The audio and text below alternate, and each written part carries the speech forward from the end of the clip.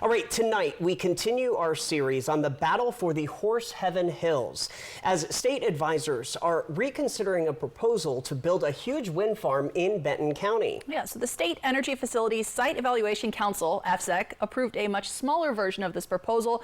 Washington Governor Jay Inslee ordered them to take another look and then try to find a way to approve the original version of the project.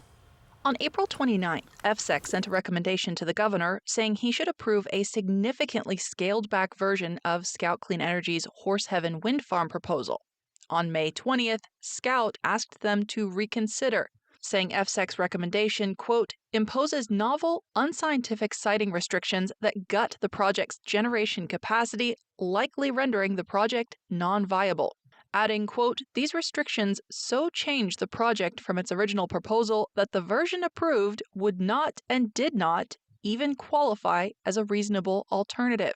5 days later, Governor Inslee ordered FSEC to reconsider its recommendation, saying, quote, the outright prohibition of turbine locations should be replaced with mitigation in the form of operational conditions that allow for build-out of the vast majority of the proposed project, end quote. Basically saying that FSEC should set rules for how and when to build the turbines rather than blocking them entirely.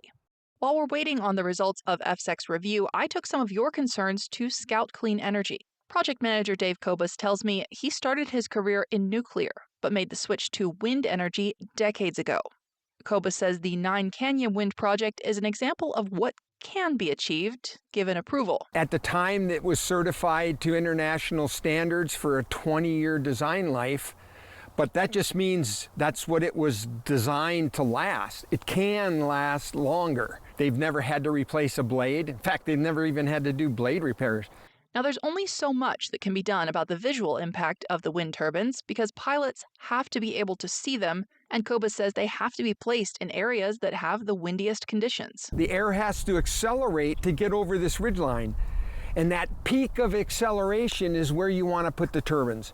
So that's why the turbines just can't be put anywhere. They have to be put where that resource intensifies to get that commercial scale type of production. He says the Horse Heaven Hills are a perfect spot because of weather patterns in the Columbia River Gorge. And there is a need for energy in our area as more people, more electric cars, and more industry moves into the region. Loads are growing in the area. The green fertilizer plant that's being planned in North Richland, in order to get the incentives that they're seeking to lower their cost of production, they need green energy as a resource.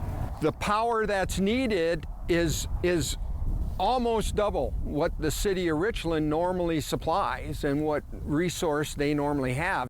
Would we damage the environment by spending resources to build wind turbines? Kobus says the technology is improving all the time, with a focus on recycling the machinery when it is no longer needed. The only part of the turbine that is more difficult to recycle are the blades.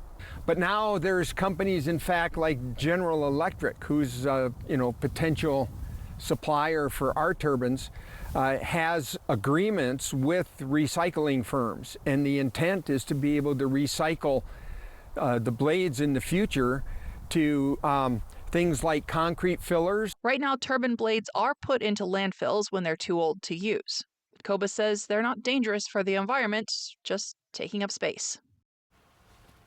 And of course, it's no good generating green energy if you have to destroy the environment to do it. Benton County has taken steps to protect the Horse Heaven Hills from development in general, ensuring that urban sprawl won't ever get that far. We're going to talk more about that next Wednesday evening with the final installation of this series. And I also want to mention today new developments on Capitol Hill. This week, the Senate approved the ADVANCE Act. That makes it faster and less expensive to get permits for small nuclear reactors. This is all very new technology. It's basically still being developed, but it could make it a lot more practical to rely on nuclear power in the future. That bill now goes to President Biden. He is expected to sign it.